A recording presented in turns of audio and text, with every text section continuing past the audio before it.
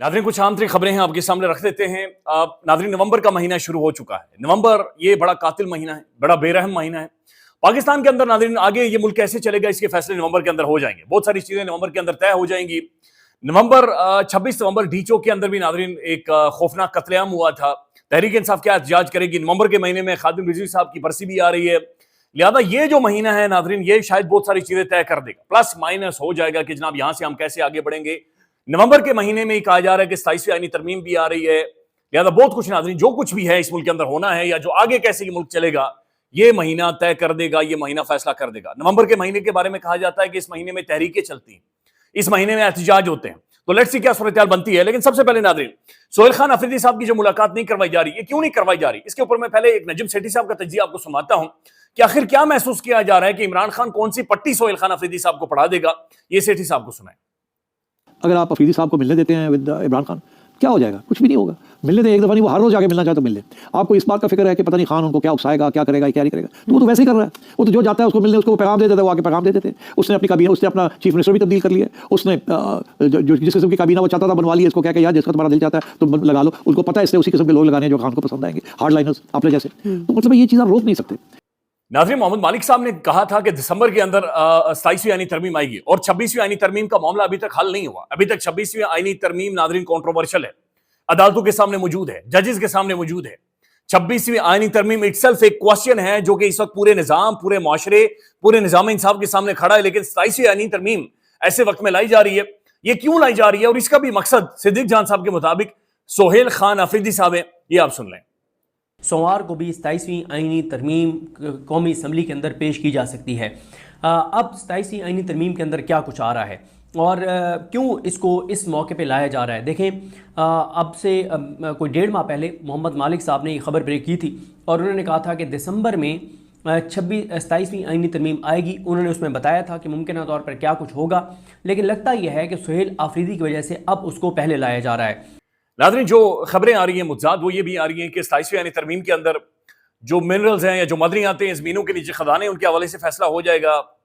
और फिर जो सुमू के इख्तियारात है शायद उसके अंदर भी आपको कमी नजर आएगी। तो बहुत सारी चीजें होंगी जो 27वीं आईनी तरमीम के अंदर जो खैबर पख्तूनख्वा स्पेसिफिक होंगी और खैबर पख्तूनख्वा की गवर्नमेंट को झटके भी दिए जाएंगे।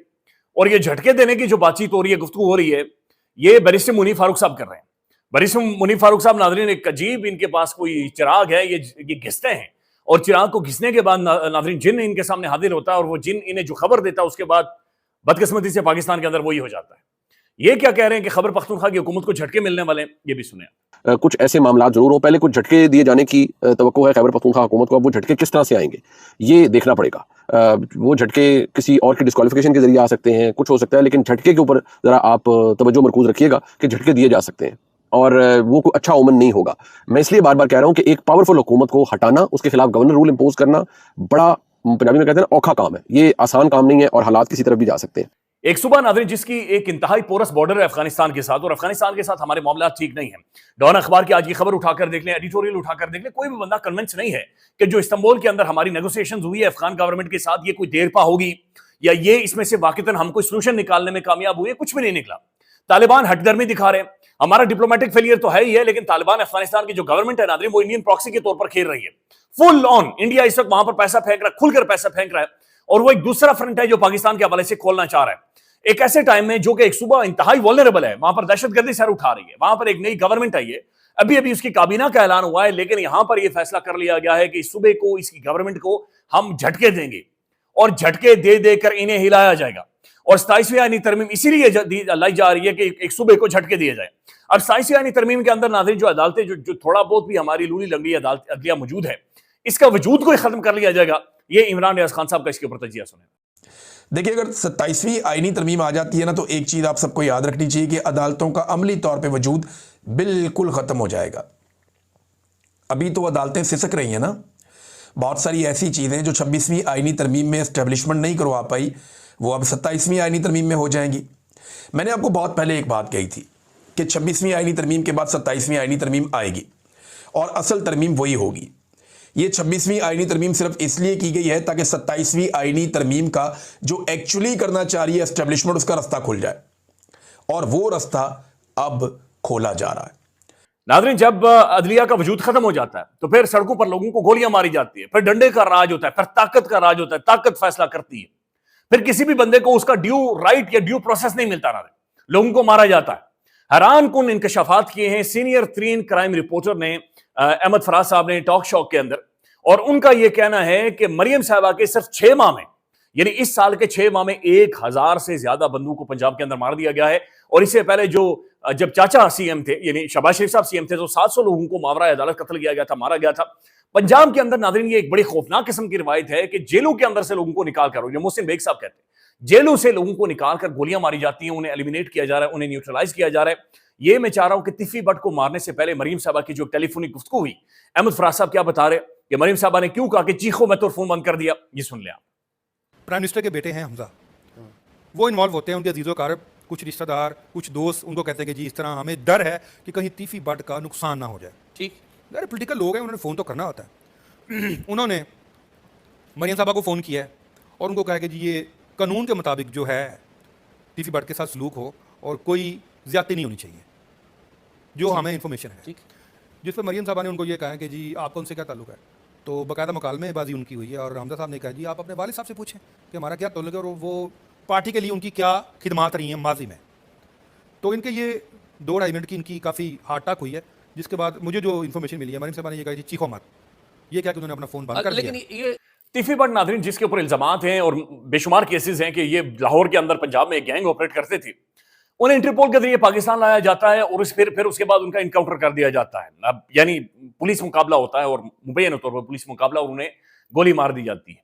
मोहसिन बेग साहब भी खासे इसके ऊपर परेशान थे, बल्कि गुस्सा भी थे, और उनका यह कहना था कि मियां नवाज शरीफ साहब खुद कई दफा तिफी बट की दावतों के अंदर ये बाकायदा से जाया करते थे। अब नाज़रीन, तिफी बट के ऊपर मरियम साहबा की कॉल के बारे में ये बता रहे हैं, आपने सुना है, लेकिन इनसे एक सवाल हुआ है कि क्या ये जो मावरा अदालत कत्ल हो रहे हैं, पुलिस मुकाबले हो रहे हैं, इनका फैसला कौन करता है? क्या सीएम हाउस ऑर्डर देता है या कोई और ऑर्डर देता है? इसका जवाब सुन लें। कि अकेले सुहेल जफर चट्टा तो इसका फैसला नहीं कर सकते, ठीक है ना।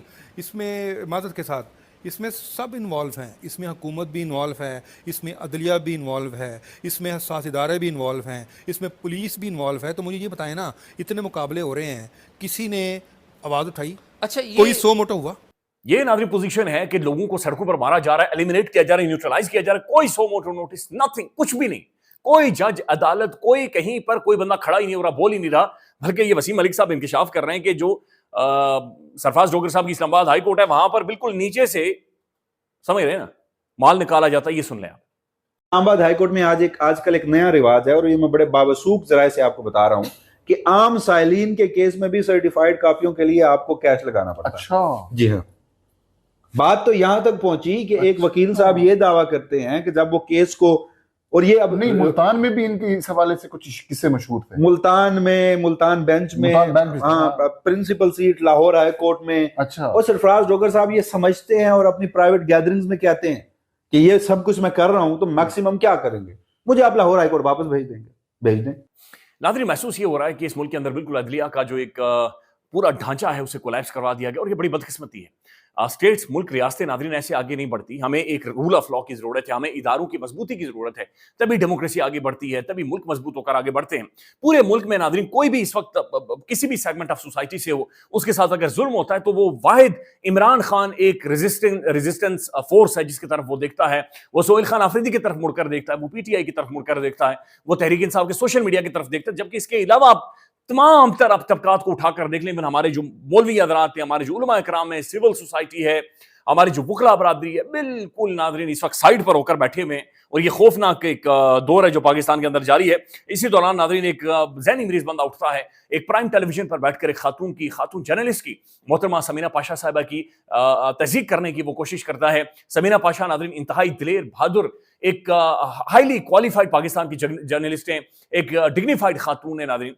उनकी तौहीन और तज़दीक करने की कोशिश की जाती है, फिर उनकी जाली तस्वीरें लगाकर सोशल मीडिया पर एक गंदा बदबूदार प्रोपेगेंडा किया जा रहा है। और ये कैसे टाइम पर हो रहा है नाज़रीन, जब एक सूबे की चीफ मिनिस्टर मरियम साहबा अपनी पहली तकरीर में उन्होंने कहा था कि खवातीन मेरी रेड लाइन है, लेकिन पता नहीं किन खवातीन के बारे में उन्होंने कहा था। जिस मुल्क के अंदर नाज़रीन एक साबिक चीफ जस्टिस काजी फायद ईसा ने हल्फ उठाया तो अपनी बुड्ढी को अपने साथ खड़ा किया। لیکن صرف قاضی فاضل کی بیگمات، ان کی بیگم کی عزت ہے اس ملک کے اندر، یا مریم صاحبہ کی عزت ہے، یا آصفہ بھٹو صاحبہ کی عزت ہے، لیکن محترمہ ثمینہ پاشا صاحبہ، ناظرین سوشل میڈیا پر سرعام تذیق و توہین کی جا رہی ہے، کوئی بولنے والا نہیں ہے، کوئی پی کا ایکٹ، این سی سی آئی اے، ایف آئی اے، کوئی بھی حرکت میں نہیں آ رہا.